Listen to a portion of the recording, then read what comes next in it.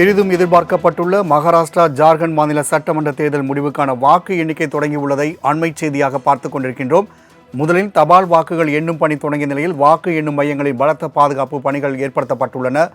288 தொகுதிகள் கொண்ட மகாராஷ்டிரா சட்டமன்ற தேர்தலில் 145 தொகுதியில் வெற்றி பெறுபவர்கள் ஆட்சியை பிடிக்க முடியும். மகாயுதி என்ற பெயரில் பாஜக கூட்டணியும் மகா விகாஸ் அகாதி என்ற பெயரில் இந்தியா கூட்டணியும் இந்த தேர்தலை சந்திக்கின்றன.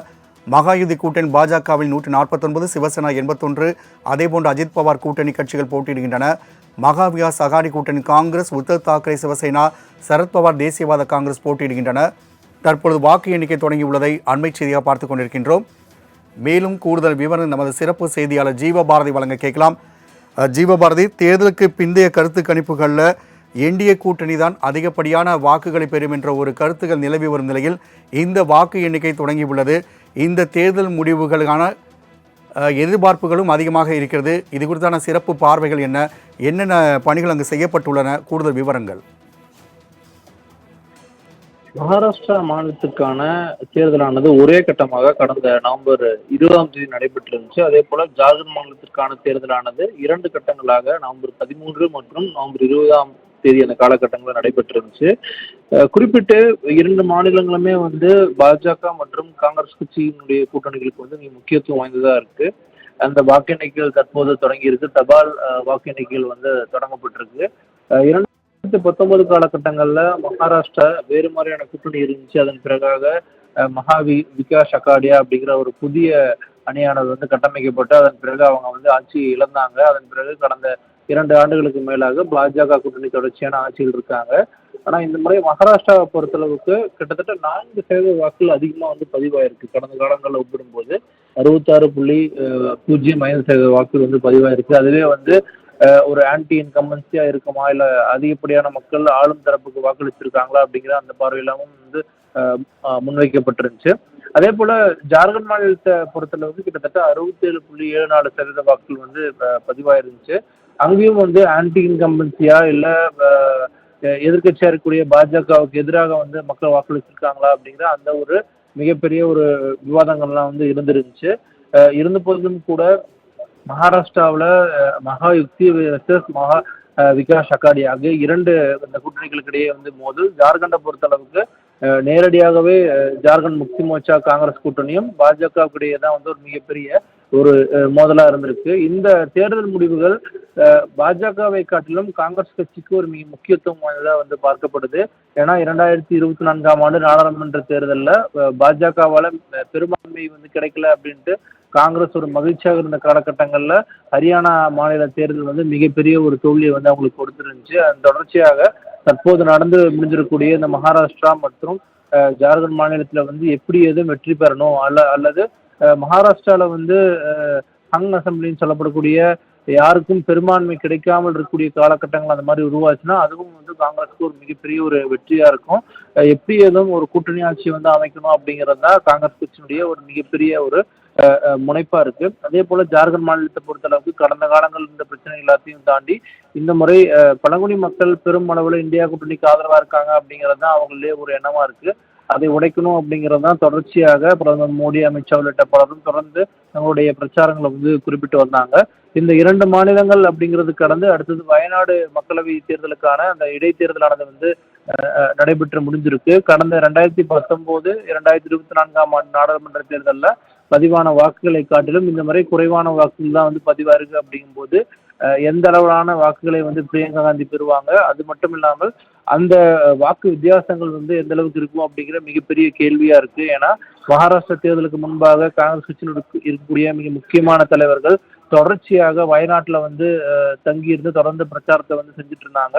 அதுவே காங்கிரஸ் கட்சி மகாராஷ்டிரா மாநிலத்துல பெரிய அளவிலான தங்களுடைய அந்த பிரச்சாரத்தை முழு மூச்சா செய்யலை அப்படிங்கிற ஒரு விமர்சனம் வந்துருந்துச்சு. ஸோ அது ஒரு விஷயம் இருக்கும்போது அடுத்ததாக நாடு முழுவதும் பல்வேறு மாநிலங்கள் இருக்கக்கூடிய கிட்டத்தட்ட 48 சட்டப்பேரவை இடைத்தேர்தல் நடைபெற்றிருந்துச்சு. அதுல உத்தரப்பிரதேச மாநிலத்துல கிட்டத்தட்ட 9 சட்டப்பேரவை தேர்தலுக்கான இடைத்தேர்தல் நடைபெற்றிருந்துச்சு. அந்த முடிவுகளும் ஒரு மிக முக்கியத்துவம் வாய்ந்ததாக அடுத்தடுத்த காலகட்டங்களில் வரக்கூடிய உத்தரப்பிரதேச தேர்தலுக்கான ஒரு மிக முக்கியமான முடிவா பார்க்கப்படும்.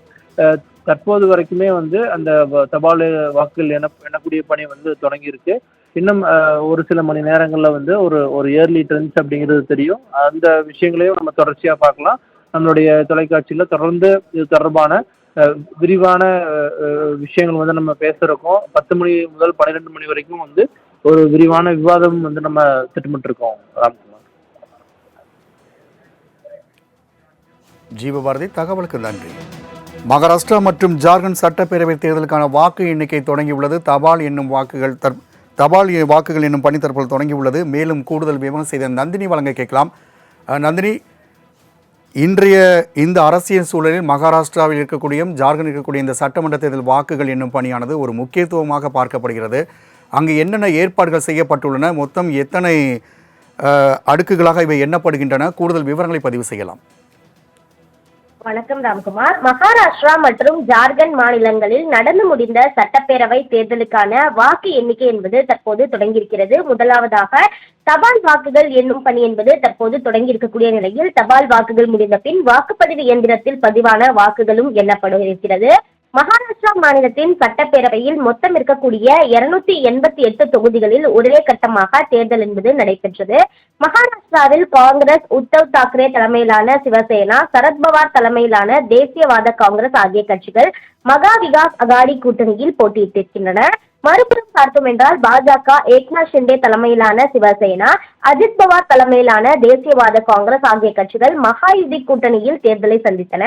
இந்த நிலையில் பார்த்தோம் என்றால் அதே போன்று ஜார்க்கண்டை பொறுத்தவரையில் பார்த்தோம் என்றால் ஜார்க்கண்ட் மாநிலத்தில் இருக்கக்கூடிய 81 சட்டமன்ற தொகுதிகளுக்கான வாக்குப்பதிவை பொறுத்தவரையில் கடந்த நவம்பர் 13ஆம் தேதிகளில் 2 கட்டங்களாக நடைபெற்றது. ஜார்க்கண்ட் மாநிலத்தில் பாஜக மற்றும் ஜார்க்கண்ட் முக்தி மோர்ச்சா தலைமையிலான கூட்டணிகளுக்கு இடையே கடுமையான போட்டி நிலவி வருகிறது. பாஜக பெரும்பான்மையான இடங்களில் போட்டியிட்டு அதன் கூட்டணியில் இருக்கக்கூடிய அனைத்து ஜார்க்கண்ட் மாணவர்கள் பேரவைக்கு, அதாவது AJSU 10 இடங்களை வழங்கியது.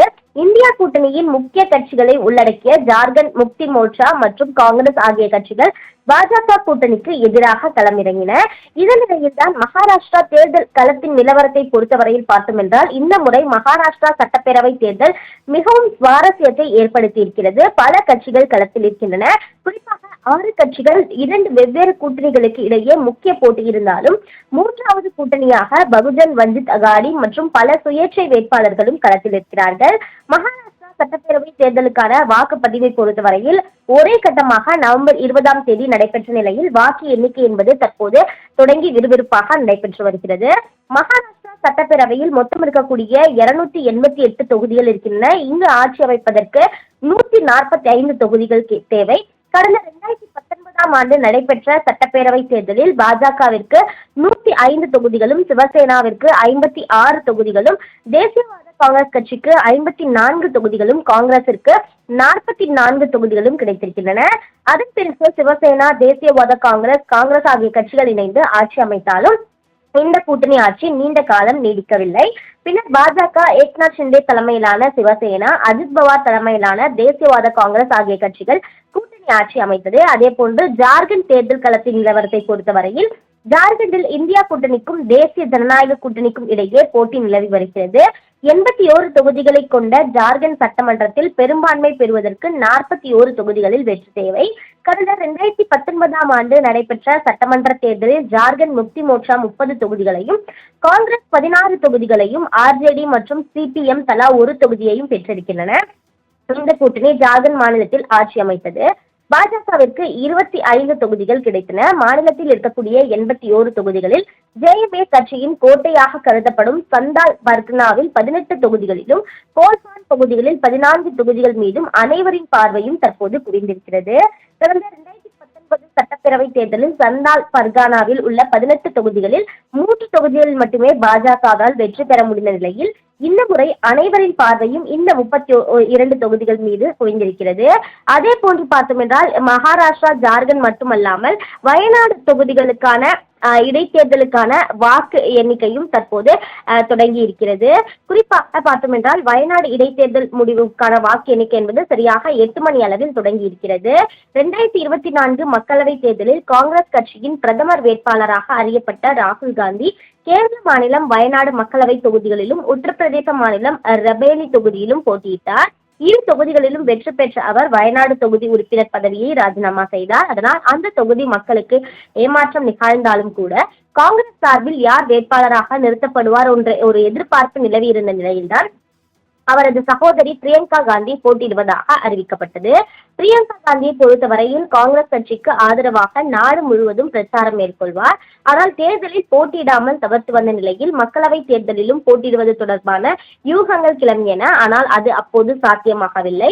இந்த நிலையில்தான் வயநாடு இடைத்தேர்தலில் பிரியங்கா காந்தி போட்டியிடுவதாக அறிவிக்கப்பட்டதும் அங்கு பெரும் கவனம் பெற ஆரம்பித்தது. நவம்பர் 13ஆம் தேதி இடைத்தேர்தல் நடைபெற்ற நிலையில் வாக்கு எண்ணிக்கை என்பது இன்று தொடங்கி நடைபெற்று வருகிறது. வயநாடு இடைத்தேர்தலை பொறுத்தவரையில் 62.91% வாக்குகள் பதிவாகி இருக்கின்றன. அதாவது பார்த்தோம் என்றால் ராகுல் காந்தி அதிக அளவில் வாக்குகள் பெற்று வெற்றி பெற்ற நிலையில் பிரியங்கா காந்தி இவ்வளவு பெரிய வெற்றியை பெறுவாரா என்பது குறித்த அந்த அறிவிப்பு என்பது இன்னும் சற்று நேரத்தில் தெரிய வரும் என எதிர்பார்க்கப்படுகிறது. இன்று பிற்பகலுக்குள் வயநாடு தொகுதிக்கான இடைத்தேர்தலுக்கான வாக்கு எண்ணிக்கை முடிவுகளும் வெளியாக இருக்கிறது. அந்த வகையில்தான் மகாராஷ்டிரா, ஜார்க்கண்ட் மாநிலத்திற்கான சட்டமன்ற தேர்தலுக்கான வாக்கு எண்ணிக்கை நடைபெற்று வரக்கூடிய நிலையில் வயநாடு தொகுதிக்கான இடைத்தேர்தலுக்கான வாக்கு எண்ணிக்கையும் தற்போது தொடங்கி விறுவிறுப்பாக நடைபெற்று வருவது குறிப்பிடத்தக்கது. நந்தினி, தகவலுக்கு நன்றி. ஜார்க்கண்ட் மற்றும் மகாராஷ்டிராவில் சட்டமன்ற தேர்தலுக்கான வாக்கு எண்ணிக்கை தொடங்கியுள்ளது. கூடுதல் விவரங்களோடு இணைய நமது செய்தியாளர் ராஜேஷ், கூடுதல் விவரங்கள். வணக்கம் ராம்குமார். ஜார்க்கண்ட் மற்றும் மகாராஷ்டிரா தேர்தலுக்கான வாக்கு எண்ணிக்கை என்பது தற்போது தொடங்கியிருக்கிறது. முதலாக தபால் வாக்கு எண்ணிக்கை என்பது நடத்தப்பட்டு வருகிறது. இந்த பகுதிகளில் பலத்த பாதுகாப்பு போடப்பட்டிருக்கிறது. ஜார்க்கண்டை பொறுத்தவரைக்கும் வாக்கு எண்ணும் மையங்களில் 3 அடுக்கு பாதுகாப்பு என்பது போடப்பட்டிருக்கிறது. குறிப்பாக இந்த தபால் எண்ணும் தற்பொழுது தொடங்கியிருக்கக்கூடிய இந்த சூழ்நிலையில் பலத்த போட்டி என்பது நிலவுகிறது. பாஜகவிற்கும் காங்கிரசுக்கும் இடையேயான இந்த போட்டி என்பது கருத்து கணிப்புகள் கூறியது போலவே பாஜக தொடர்ச்சியாக முன்னிலை பெற்றிருக்கிறார்கள். மகாராஷ்டிராவை பொறுத்த வரைக்குமே பாஜக 4 இடங்களில் முன்னிலை பெற்றிருக்கிறது. காங்கிரஸ் ஒரு இடத்தில் முன்னிலை பெற்றிருப்பதாக தற்போதைய தகவல் நமக்கு கிடைத்திருக்கிறது. ஜார்க்கண்டை பொறுத்த வரைக்கும் பாஜக 6 இடங்களிலும் காங்கிரஸ் 3 இடங்களிலும் முன்னிலையில் இருப்பதாக தெரிகிறது. சரியாக 11 மணி அளவில் இந்த முன்னிலை நிலவரங்கள் மாறக்கூடும் என்று எதிர்பார்க்கப்படுகிறது. 1 மணி அளவில் நமக்கு யார் வெற்றி பெறப் போகிறார், யார் ஆட்சி அமைக்கப் போகிறார் என்பது நமக்கு தெரிய வரும். கிட்டத்தட்ட மகாராஷ்டிரா தொகுதியை பொறுத்த வரைக்கும் 288 தொகுதிகள் இருக்கிறது. அதில் 145 தொகுதிகளில் வெற்றி பெற்றால் ஆட்சியை பிடிக்க முடியும் என்ற நிலை இருக்கிறது. அதே போலதான் ஜார்க்கண்ட் பொறுத்த வரைக்குமே 41 தொகுதிகளில் வெற்றி பெறுபவர்கள் ஆட்சியை பிடிப்பார்கள். இதற்கிடையே கடுமையான ஒரு போட்டி என்பது நிலவி வருகிறது. தொடர்ந்து ஜார்க்கண்டை பொறுத்த வரைக்குமே அங்கு பாதுகாப்பு பணிகள் என்பது பலப்படுத்தப்பட்டிருக்கிறது. பல்வேறு நடவடிக்கைகள் எடுக்கப்பட்டிருக்கிறது. குறிப்பாக தலைநகர் ராஞ்சியில் இருக்கக்கூடிய பகுதிகளில் காலை 6 மணி முதல் இரவு 8 மணி வரைக்கும் சிறிய ரக ஆட்டோக்கள், ரிக்ஷாக்கள் மற்றும் பேருந்துகள் இயக்க தடை விதிக்கப்பட்டிருக்கிறது. அதே போல ராஞ்சி நகரில் மதியம் 2 மணி முதல் இரவு 9 மணி வரைக்கும் அனைத்து வகையான சிறிய மற்றும் பெரிய சரக்கு வாகனங்கள் நுழைவதற்கு தடை விதிக்கப்பட்டிருக்கிறது. மகாராஷ்டிராவில் இருக்கக்கூடிய மிக முக்கியமான ஒரு நகரமாக பார்க்கக்கூடிய மும்பையிலும் பலத்த பாதுகாப்பு என்பது போடப்பட்டிருக்கிறது. மும்பையை பொறுத்த வரைக்கும் அங்கு இருக்கக்கூடிய 36 சட்டமன்ற தொகுதிகள் இருக்கிறது. அங்கு வாக்கு எண்ணக்கூடிய அந்த மையங்களில் 300 மீட்டர் சுற்றளவில் மக்கள் கூடுவதை தடை செய்திருக்கிறது. தேர்தல் அதிகாரிகள் அந்த பணியில் ஈடுபட்டு இருக்கிறார்கள். அடையாள அட்டை வைத்திருப்பவர்கள் மட்டுமே அந்த வாக்கு எண்ணக்கூடிய மையங்களில் அனுமதிக்கப்படுகிறார்கள். வாக்கு எண்ணக்கூடிய அந்த மையங்களில் சிசிடிவி காட்சிகள் பொருத்தப்பட்டிருக்கிறது. அதற்காக ஒரு கட்டுப்பாட்டு அறை அமைக்கப்பட்டு அங்கிருந்து அதிகாரிகள் அதனை தொடர்ச்சியாக பார்வையிட்டு வரக்கூடிய அந்த சூழலை நம்மால் பார்க்க முடிகிறது. இதனிடையே வயநாடு தொகுதியிலும் இந்த வாக்குப்பதிவு என்பது, வாக்கு எண்ணிக்கை என்பது தொடங்கியிருக்கிறது. கிட்டத்தட்ட மற்ற இடங்களை ஒப்பிடும் பொழுது வயநாடு இடைத்தேர்தல் என்பது முக்கியத்துவம் வாய்ந்ததாக பார்க்கப்படுகிறது. ராம்குமார். ராஜேஷ், தகவலுக்கு நன்றி.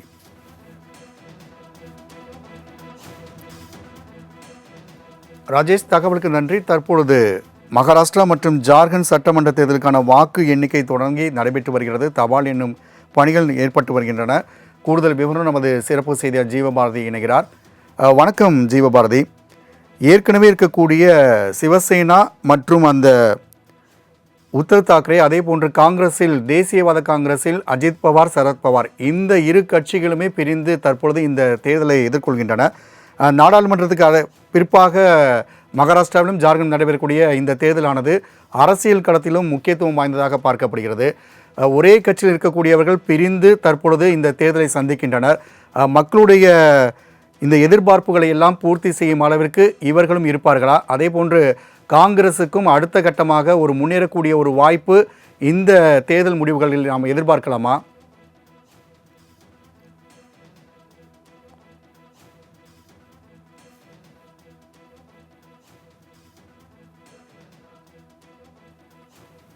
மகாராஷ்டிரா மற்றும் ஜார்க்கண்ட் சட்டமன்ற தேர்தலுக்கான வாக்கு எண்ணிக்கைகள் தொடர்ந்து நடைபெற்று வருகின்றன. தபால் வாக்குகளை எண்ணும் பணி முதலாக தொடங்கி நடைபெற்று வருகிறது. 11 மணி அளவில் பெரும்பான்மையான வாக்குகள் யாருக்கு கிடைத்துள்ளது என்பதற்கான தகவல்கள் வெளிவரும். இதற்காக நமது மாலை முரசு தொலைக்காட்சி சிறப்பு ஏற்பாடுகளை செய்துள்ளது. 10 முதல் 12 வரை சிறப்பு விவாத நிகழ்ச்சியும் நடைபெற உள்ளது. வாக்கு எண்ணிக்கை தொடர்பான அனைத்து பிரத்யேக நிகழ்வுகளையும் உடனுக்குடனாக நமது மாலை முரசு தொலைக்காட்சி வழங்க உள்ளது. தற்பொழுது இந்த தபால் வாக்கு எண்ணிக்கை நடைபெறும் பணிகள் ஏற்பட்டுகின்றன. கூடுதல் விவரம் நம்ம சிறப்பு செய்தியாளர் ஜீவபாரதி இணைகிறார். வணக்கம் ஜீவபாரதி. தேசியவாத காங்கிரஸ் அதே போன்று சிவசேனா கட்சியில் இருக்கக்கூடியவர்களே பிரிந்து இந்த தேர்தலை முதன்முறையாக சந்திக்கின்றனர். சென்ற முறை ஆட்சி மாற்றங்கள் ஏற்பட்ட போது மக்களுடைய மனநிலை, தற்பொழுது இவர்கள் பாஜகவோடும் காங்கிரஸோடும் சேர்ந்து இந்த தேர்தலை சந்திக்கின்ற இந்த சூழல், இவையெல்லாம் மக்கள் மனதில் எந்தவித எதிர்பார்ப்பை ஏற்படுகின்றன? இந்த எதிர்பார்ப்புகளை எல்லாம் பூர்த்தியாகுமா? இந்த தேர்தலானது காங்கிரஸுக்கும் ஒரு முக்கியத்துவமாக பார்க்கப்படுகிறது. ஏனென்றால் நாடாளுமன்ற தேர்தலுக்கு பிறகாக சந்திக்கக்கூடிய மகாராஷ்டிராவாக இருக்கட்டும், அதே போன்று ஜார்க்கண்டாக இருக்கட்டும், இந்த தேர்தல் ஒரு முக்கியத்துவமாக பார்க்கப்படுகிறது.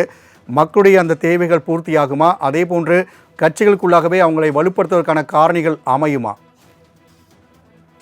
நீங்க குறிப்பிட்டதை போலவே மகாராஷ்டிராவை பொறுத்தளவுக்கு இரண்டு மாநில கட்சிகளுமே வந்து கடந்த 5 ஆண்டு காலகட்டங்கள்ல இரண்டாக உடைக்கப்பட்டிருக்கு. தேசியவாத காங்கிரஸ் மற்றும் சிவசேனா கட்சிகள் வந்து இரண்டாக உடைக்கப்பட்டிருக்கு. இரண்டு கட்சிகளுமே வந்து யார் வந்து ஒரு தலைமை பொறுப்புல இருக்க வேண்டும், யார் வந்து அந்த அத்தன்டிகேஷனும் சொல்லப்படக்கூடிய அந்த ஒரு இடத்துக்கு வரப்போறாங்க அப்படிங்கிறதா மிக முக்கியமான கேள்வியா இருக்கு. அதற்கான ஒரு பதிலாகத்தான் இந்த தேர்தல் முடிவுகள் வந்து இருக்க போகுது. குறிப்பிட்ட 2024ஆம் ஆண்டு நாடாளுமன்ற தேர்தல் காலகட்டங்கள்ல இந்தியா கூட்டணி ஒரு மிகப்பெரிய வெற்றியை வந்து பெற்றிருந்தாங்க. கிட்டத்தட்ட 31 தொகுதிகள் வந்து வெற்றி பெற்றிருந்தாங்க. தொடர்ச்சியாக அதே ஒரு வெற்றி கழிப்போட தொடர்ச்சியான அந்த செயல்பாடுகள் இருந்திருந்தால் பிரச்சனை கிடையாது. ஆனா அதுல மிகப்பெரிய சிக்கல் வந்துச்சு. இந்தியா கூட்டணியில மிகப்பெரிய ஒத்துழைப்பு கிடையாது அப்படிங்கிற மிக முக்கியமான விஷயங்கள்லாம் இருக்கு. அதனால இந்த முடிவுகள் வந்து இரண்டு மாநில கட்சிகளுக்கும் மிக முக்கியத்துவம் வாய்ந்ததா இருக்கும். அது போல ஒரு நாட்டினுடைய பொருளாதார தலைநகரம் சொல்லப்படக்கூடிய மகாராஷ்டிரா, மும்பை அந்த பகுதி இருக்கக்கூடிய நிலையில அந்த பகுதியை கைப்பற்றணுங்கிறது தான் தேசிய கட்சியா இருக்கக்கூடிய பாஜக, காங்கிரஸ் ஆகிய கட்சிகளுடைய ஒரு மிக முக்கியமான முனைப்பா இருக்கு. அங்க குறிப்பிட்டு பார்க்கும்போது பல்வேறு பிரச்சனைகள் இருக்கு. விவசாயிகள் பிரச்சனை, வேலை வாய்ப்பு உள்ளிட்ட பல பிரச்சனைகள் இருக்கு.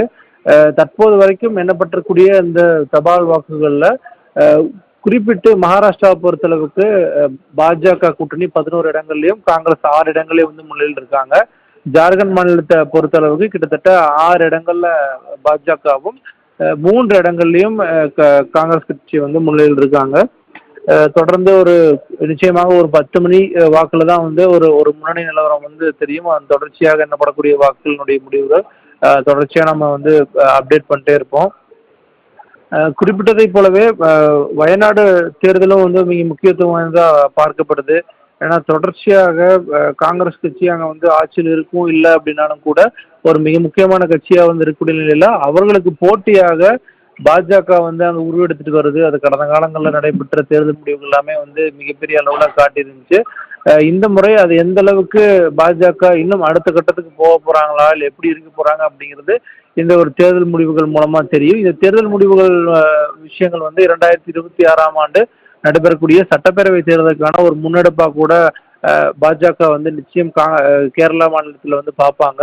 அதன் தொடர்ச்சியாக காங்கிரஸ் கட்சியும் வந்து அவங்களுக்கு பெறக்கூடிய வாக்குகள் கடந்த காலங்களில் வந்த வாக்குகள் ஒப்பிட்டு பார்க்கும்போது எந்த அளவுக்கு முன்னேறி இருக்காங்களா, இல்லை வந்து பின்னோக்கி போறாங்களா அப்படிங்கிற அந்த விஷயங்கள் எல்லாமே இருக்கு. அதை முடிவு செய்யக்கூடிய ஒரு தேர்தலாகவும் இருக்கும். தற்போது வரைக்கும் வயநாட்டில் எண்ணப்பட்டிருக்கூடிய வாக்குகள்ல பிரியங்கா காந்தி வந்து முன்னிலையில் இருக்காங்க. ராம்குமார். ஜீவபாரதி, தற்போதைய தகவலுக்கு நன்றி. நாம் கூடுதல் விவரங்களுடன் மீண்டும் இணையலாம். மகாராஷ்டிராவில் வாக்கு எண்ணிக்கை தொடங்கியுள்ளது. அங்கு தபால் வாக்குகள் எண்ணும் பணியானது நடைபெற்று வருகின்றது. அதன்படி தற்போதைய நிலவரப்படி என்ன அங்கு நடந்து கொண்டிருப்பது என்பது குறித்தான கூடுதல் விவரங்கள் நமது செய்த நந்தினி இணைகிறார். நந்தினி, கூடுதல் விவரங்கள். வணக்கம் ராம்குமார். மகாராஷ்டிராவில் சட்டமன்ற தேர்தலுக்கான வாக்கு எண்ணிக்கை என்பது தற்போது தொடங்கியிருக்கிறது. அந்த வகையில் பார்த்தோம் என்றால் முதலாவதாக தபால் வாக்கு எண்ணும் பணி என்பது தற்போது நடைபெற்று வருகிறது. மகாராஷ்டிராவில் பாஜக ஏக்நாத் ஷிண்டே தலைமையிலான சிவசேனா, அஜித் பவார் தலைமையிலான தேசியவாத காங்கிரஸ் இணைந்து மகாயுதி கூட்டணி என்ற பெயரில் போட்டியிட்டனர். மற்றொரு புறம் காங்கிரஸ் உத்தவ் தாக்கரே தலைமையிலான சிவசேனா, சரத்பவார் தலைமையிலான தேசியவாத காங்கிரஸ் இணைந்து மகாவிலாஸ் அகாதி என்ற பெயரில் களம் கண்டிருக்கின்றன. இந்த நிலையில்தான் சட்டமன்ற தேர்தலில் பாஜக தலைமையிலான மகாயுதி கூட்டணி ஆட்சியை தக்க வைத்தால் தற்போதைய முதலமைச்சர் ஏக்நாத் ஷிண்டே தான் மீண்டும் முதலமைச்சராக வேண்டும் என வாக்காளர்கள் விரும்புவதாக தேர்தலுக்கு பிந்தைய கருத்து கணிப்புகளும் தெரிவிக்கப்பட்டிருக்கின்றன. மற்றொரு புறம் பார்த்தோம் என்றால் காங்கிரஸ் கூட்டணியான மகாவிகாஸ் அகாதி வெற்றி பெற்றால் சிவசேனா தலைவர் உத்தவ் தாக்கரே முதலமைச்சராக வேண்டும் என பெரும்பாலான வாக்காளர்கள் விரும்புவதாக கருத்து கணிப்புகள் சொல்லப்பட்டிருக்கிறது. ஆனால் இரண்டு கூட்டணியிலும் முதலமைச்சர் வேட்பாளர் யார் என்பது தொடர்பான அறிவிப்பு என்பது வெளியிடப்படவில்லை. இதற்கான காரணத்தை பார்த்தோம் என்றால் முதலமைச்சர் பதவிக்கான இரு கூட்டணிகளிலும் நிலவக்கூடிய கடும் போட்டிதான் இதற்கான காரணமாக பார்க்கப்படுகிறது. கூட்டணியில் பெரிய கட்சி என்ற அடிப்படையிலும் அதிக இடங்களில் போட்டியிட்ட கட்சி என்ற அடிப்படையிலும் துணை முதலமைச்சரான தேவேந்திர பட்னாவிஸ் தான் முதலமைச்சர் பதவிக்கு சரியான நபர் என பாஜக தலைவர் பிரவீன் தரேகர் தெரிவித்திருக்கிறார். அதே போன்று முதலமைச்சர் பதவிக்கு அஜித் பவார் தரப்பில் வெளிப்படையாக விருப்பம் தெரிவிக்கவில்லை என்ற போதிலும் அவரது முயற்சியில் தான் பாஜக மற்றும் ஷிண்டே சிவசேனா கூட்டணிகள் அமைந்ததாக தேசியவாத காங்கிரஸ் தலைவர்களில் ஒருவரான அமோல் மிட்காரி தெரிவித்திருக்கிறார். தேர்தல் முடிவு எதுவாக இருந்தாலும் தேசியவாத காங்கிரஸ் கட்சிதான் கிங் மேக்கர் என்றும் தெரிவிக்கப்பட்டிருக்கிறது. இந்த நிலையில்தான் மகாராஷ்டிராவை பொறுத்தவரையில் பார்த்தோம் என்றால் தொடர்ச்சியாக அந்த வாக்கு எண்ணிக்கை என்பது தீவிரமாக நடைபெற்று வருகிறது. அந்த வகையில் பார்த்தோம் என்றால் மொத்தம் இருக்கக்கூடிய 288 தொகுதிகளில் ஒரே கட்டமாக தேர்தல் நடைபெற்று முடிந்திருக்கின்றன. அதற்கான வாக்கு எண்ணிக்கை என்பது தற்போது தொடங்கி விறுவிறுப்பாக நடைபெற்று வருகிறது. முதலாவதாக தபால் வாக்குகள் எண்ணும் பணி என்பது நடைபெற்று வருகிறக்கூடிய நிலையில் அதன் பிறகாக வாக்குப்பெட்டியில் பதிவான வாக்குகள் எண்ணும் பணி என்பதும் நடைபெறுகிறது. இந்த முறை மகாராஷ்டிரா சட்டப்பேரவை தேர்தல் என்பது மிகவும் சுவாரஸ்யத்தை ஏற்படுத்தியிருக்கிறது. ஏனென்றால் பல கட்சிகள் களத்தில் இருக்கின்றன. ஒரே கட்டமாக தேர்தல் என்பது நவம்பர் 20ஆம் தேதி நடைபெற்ற நிலையில் வாக்கு எண்ணிக்கை என்பது தற்போது தொடங்கி நடைபெற்று வருகிறது. மகாராஷ்டிரா சட்டப்பேரவையில் மொத்தம் 288 தொகுதிகள் இருக்கக்கூடிய நிலையில் ஆட்சி அமைக்க 145 தொகுதிகள் தேவைப்படுகிறது. அந்த வகையில் தான் பார்த்தோம் என்றால் இரண்டு பெரும்பான்மையான கட்சிகளுமே கடுமையான போட்டிகள் நிலவி வரக்கூடிய நிலையில் தற்போது கூட்டணி ஆட்சி அமைத்தாலும் கூட தொடர்ச்சியாக அந்த மகாராஷ்டிராவில் யார் இந்த முறை ஆட்சியை பிடிக்கப் போவது என்ற ஒரு எதிர்பார்ப்பு என்பது அதிக அளவில் இருந்து வரக்கூடிய நிலையில் ஜார்க்கண்ட் மாநிலத்திலும் தொடர்ச்சியாக அந்த வாக்கு எண்ணிக்கை என்பது நடைபெற்று வருவது குறிப்பிடத்தக்கது. நந்தினி, தகவலுக்கு நன்றி.